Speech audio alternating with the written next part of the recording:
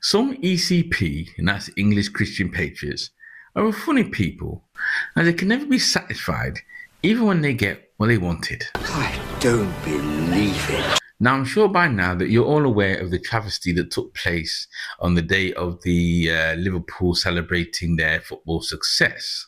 Now, at present, I don't know exactly what caused this man to do what he did. Yeah, whether there was an agenda behind it or whether it was some freak accident, I'm not too sure. So I'm not even going to try and speculate. Yeah, and I have to say condolences to the families and all of those who were traumatized by his actions. Right, because I first heard about this on a live stream actually from this man, and you all know how I feel about this guy here, as is a bootleg, right?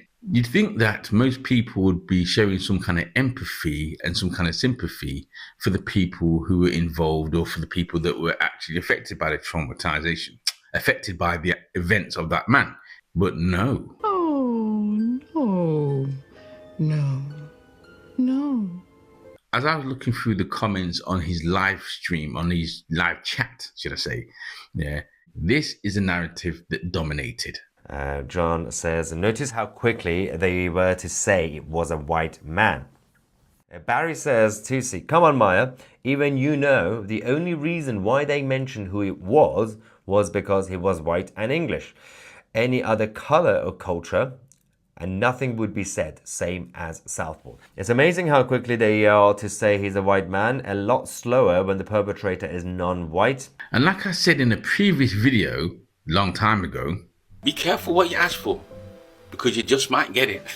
As when Axel did what he did, and it was deemed that the authorities were dragging their feet on hiding his identity and background, all we heard was this. A lot of the misinformation that sprung up came almost out of the silence from the authorities and from the government. Claims of a cover-up, I guess, were fueled by the silence to start with. The reluctance to initially reveal identity, and that was quickly... So now that this event in Liverpool has happened, the authorities, in my opinion, have learned a lesson. They've chosen to give disclosure to the perpetrator, right?